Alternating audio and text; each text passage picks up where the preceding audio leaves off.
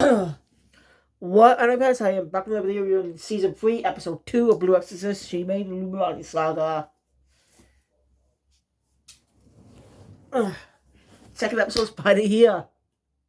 Now, I did some research, I did a look up at the new studio behind the series. It's called Studio Bowl. They were established back in 2014. But here's the thing, they haven't done much work. So they have done 4 other anime besides this.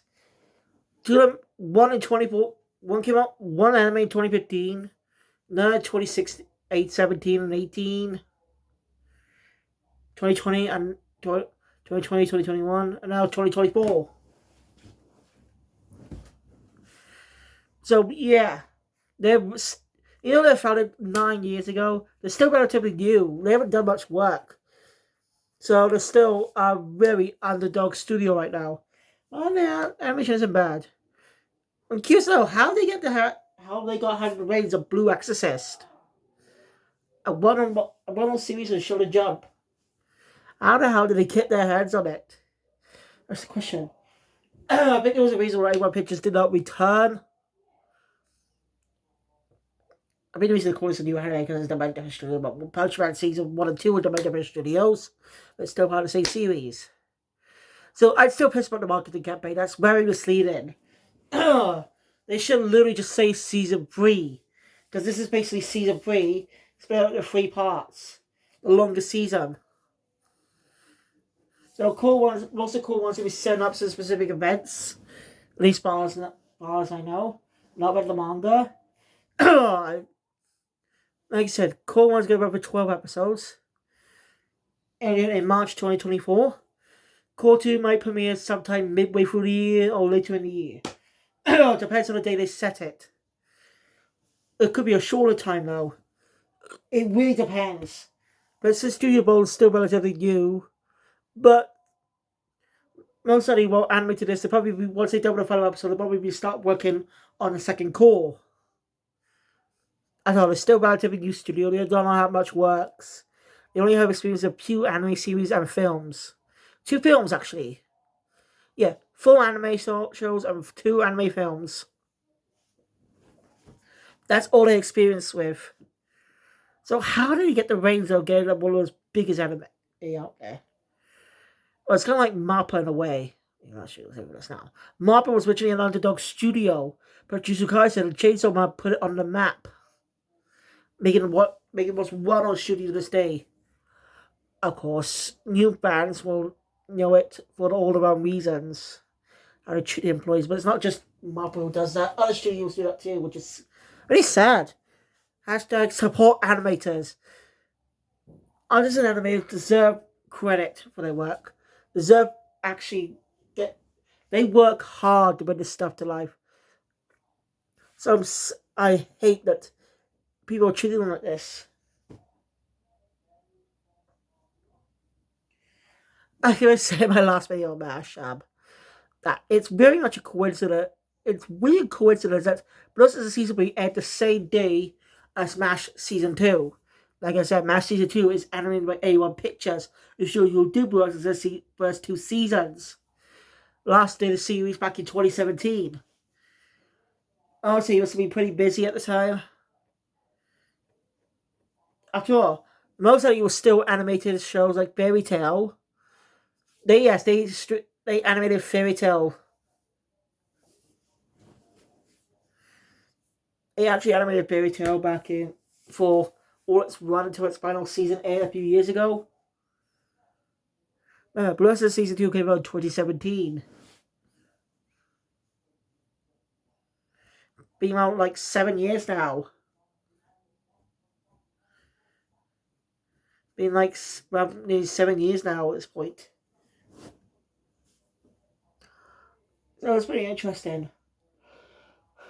Oh, by the way, I actually published a show on YouTube earlier. Well, yesterday actually. It's called The First Take. They have a lot of anime songs, probably some other music videos not related to anime. But I recommend you go find it. They even have subtitle translation of the songs. So be sure to check them out. They actually it's pretty interesting. I recommend the channel. Not sure they have processes on there, but they do have MASH. No, actually no. They do have Daddy Daddy Do from Kaguya Summer Season 2. We also have We Are from One Piece, obviously. We also have a few of the Demon Slayer openings. Akaboshi by Lisa. And, well, the opening for the Swordsman Village Heart by Man with a Mission and Millet. Because this is a more of just specific beat, and they don't have access to proper music equipment. So the songs may slight sound quality of the songs may sound slightly different to the usual to like it was. They even have Arino Sora, the opener to season 2 of Blue Jujutsu Kaisen for the inventory arc. Because they didn't have specials on there. You are my special. No, this kicked ass. Should they have more? I just don't know. Probably only, I only looked at the 2020s justified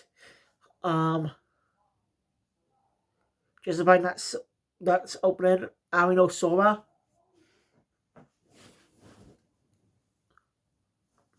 Also, they got the full openings now, the first and second of Pokemon Horizons first and second opening.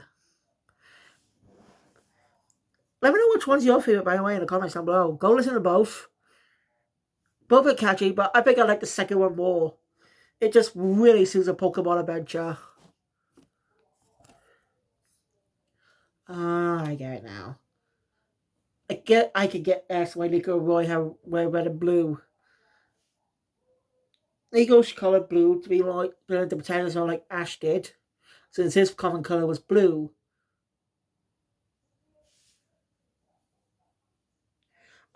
Roy, he serves as the red of the series as well.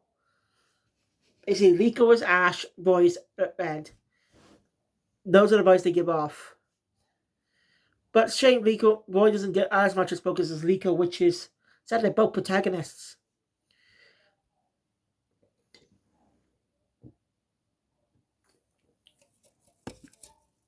I'm going off topic. Anyway, the second episode of Shimane and Illuminati Saga. I have no clue what Shimane means. If you understand what Shimane means, let me know in the comments down below.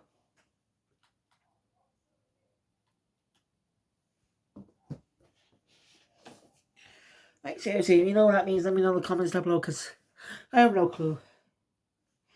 But now we do know the names of the villains of the series. I'll get to that later, though. So the episode was the opening, which is actually pretty catchy. I like it. You can find it on YouTube. Of course, what was annoying is 2 openings, 1 and 3 were deleted, so I had to find other ones. That was annoying.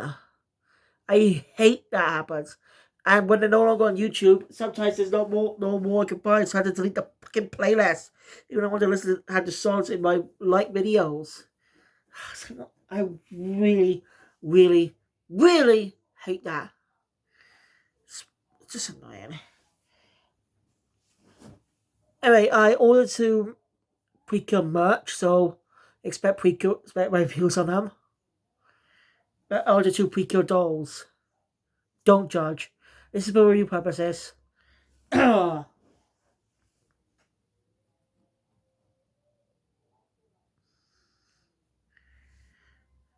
I'm gonna tell them about that as well. What I ordered. But I'm gonna say it's for review purposes.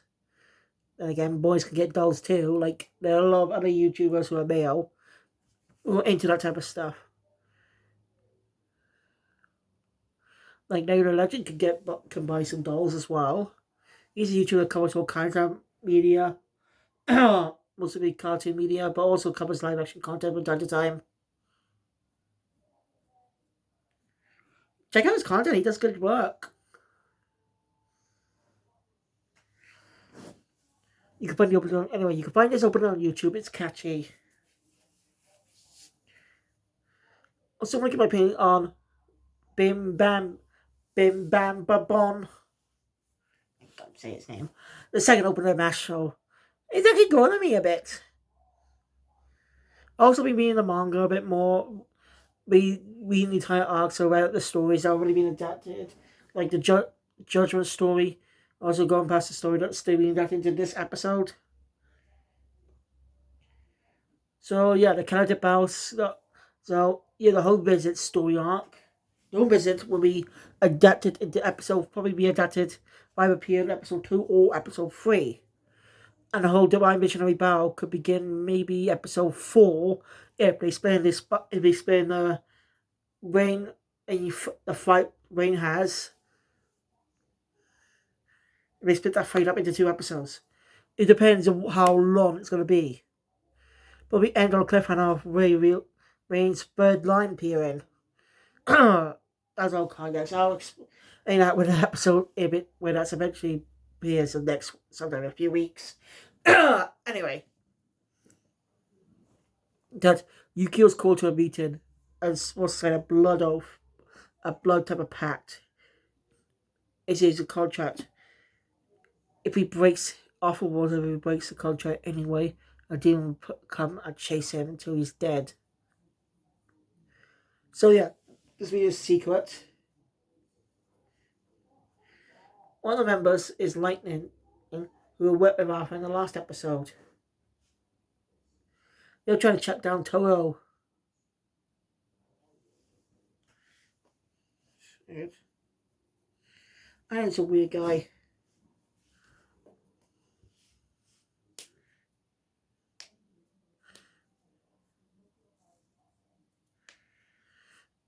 So yeah, Yu-Gi-Oh thinks about what happened after the meeting's over.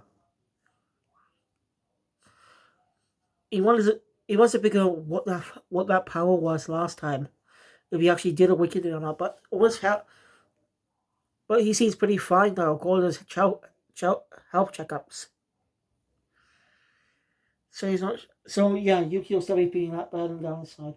And he has not told Rin about it. Or he did not want to worry his older brother. Sorry, I get it mixed up.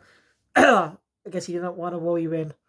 For some reason, Studio Bone has Rin with his tail in most of the time, even though he was out most of the time in the original anime in 2011 and 2017. Adaptations. I don't get why that decision was made. It's like the others don't know about a secret when they do. Already, Monster series, or movie, or whatever it's going to be, is that adaptation of On Job by Ichiro Oda is actually going to be rumored to be called to website, local articles, it's going to be a prequel to One Piece. Basically, focused on Zoro's ancestors, as Zoro has an origin to the land of Wano, which probably did not get explored though. Recently. Also, the Egg Impulse now being on Netflix UK. No joke. It's literally on Netflix UK. Yeah. Surprisingly. We don't have the other episodes though. Which really pisses me off. And even though it was coming. I have no clue why it's on Netflix UK when all the other arcs aren't.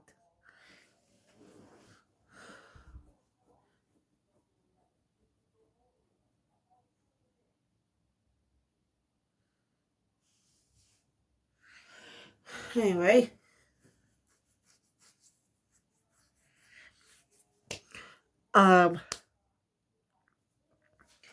Yukio returns back to the door. Oh wait, but doesn't tell Rin anything.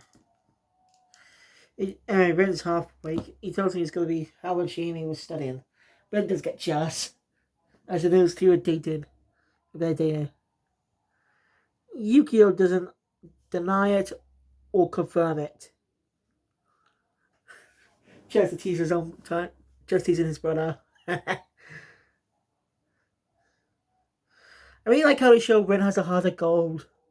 He may have a bit of an attitude, but he's not stupid. And why I mentioned my season 1 view, that Rin was actually an interesting idea.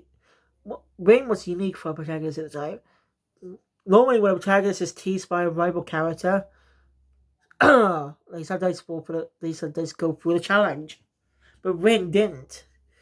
When you expect people with his attitude to actually agree to that. Which is pretty interesting protagonist showing. He's not stupid.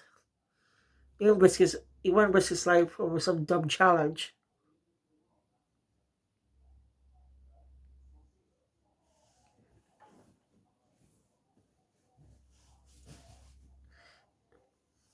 Anyway, you get how Shiami's studying. It's been quite a while since junior high.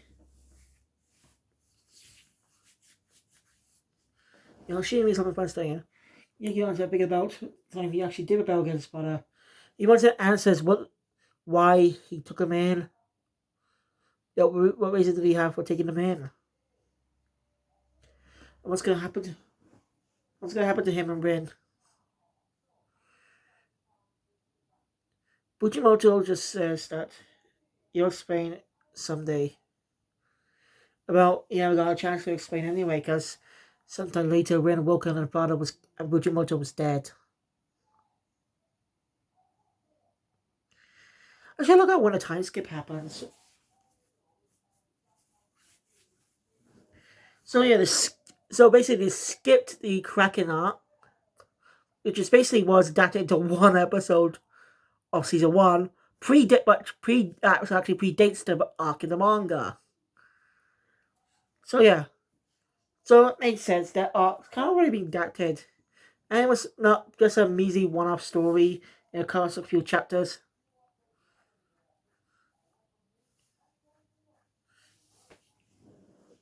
So I think that's this arc was great. Anyway,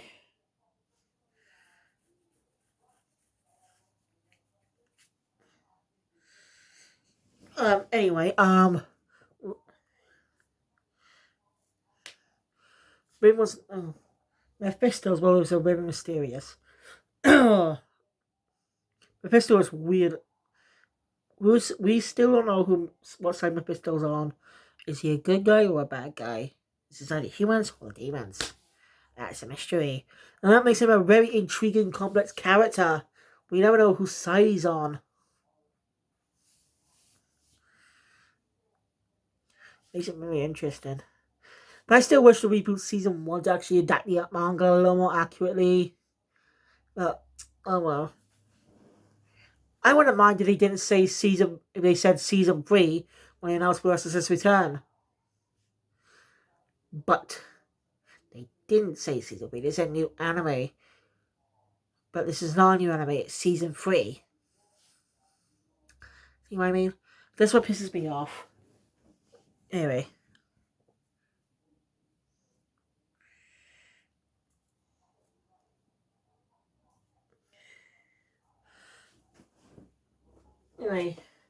Yulu gets back to books and studying with Shimi.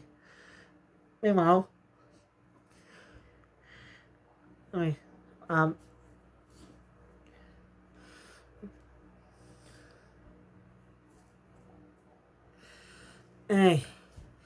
next, Yukio assigns them a mission from Mephisto. Well, they're gonna be spending some time hunting down some demons for a while. Next demon they're locating is in the girl's bathroom, and in response to women. So that's means Shimi and Izumo are leading this mission. Izumo, you can tell Izumo's a badass, but she doesn't reveal anything. She talks to her friend about it later. She doesn't hate Shimi. She's also frustrated that she saved her. She Izumo just doesn't want to get close to people other than her friend. She has she reiterates she has a goal. But we don't know what that goal is, but she seems to be the focus of this arc. I think it's that and that kid with the puppet might be a cliffhanger for the first call. Just by the way things go, and I thought it was going to happen early on in the story. But just how the pace of things going, I assume Call 1 is going to be building things up for a climax for the call, set up for a climax in the first part, set up for part 2. That's nothing wrong for that. It's just it's nothing wrong with building up, just one up. which is some fun episodes. I don't know how long it's going to last with the call, but they just spend some time with it for a few bits. So, I don't know your predictions of how many episodes they're going to be in. This build-up's going to be.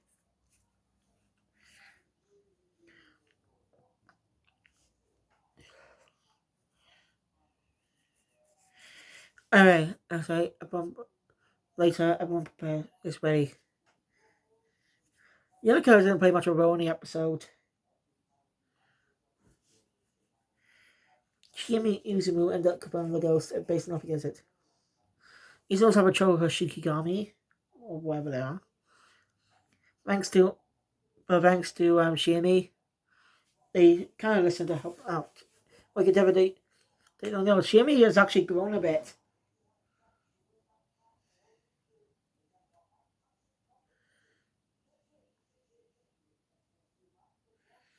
She's actually grown up. And then a small guy got the boys dressing up as girls. Which was an idea of Manifesto. Typical. Anyway.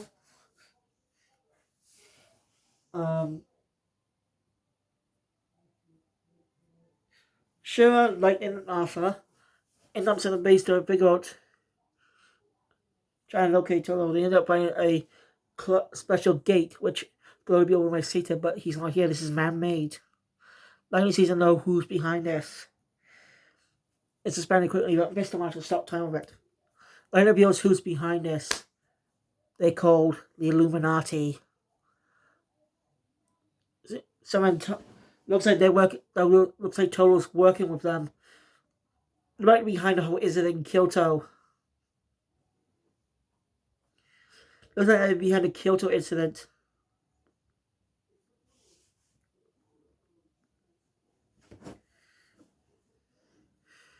So yeah, as we cut to Toto meeting with the basically seen to be the leader of the Illuminati, who's is in a very big cast. Got his entire body. What these guys got planned, we don't know. Toto's definitely more powerful now since he's immortal. Since he knows all the powers of that Phoenix. Or whatever. So he's definitely powerful and We'll see, that's where the episode ends though. On that note. So yeah. Next episode is a festival episode. I'm judged by that scene that was taking place at night with Izumo wearing different clothes. It seems to take place then. The whole kicks off next week. So it sees episode 3 will kick off the big foul. What's the start of this fight against the Illuminati. So yeah. So that's why I think episode 3 might be the start of this battle. Those 2 episodes will build up. Shimane wasn't even the focus of the first episode. Not Shimane, Izumo. She's the focus of the entire arc just by she gets to see in the trailer. So I'm looking forward to with this arc. Since Jump Square doesn't really focus much on the action. It's when it comes to shonen battles. So I'm curious to see how I can't wait for more episodes. But anyway, thank you guys for watching. If you enjoy my content, please thumbs up button. Want to see more? Subscribe to the channel. Look at Shimane. Be able to watch because we see you guys later for MASH Season 2. Episode 2. Kill Phoenix out.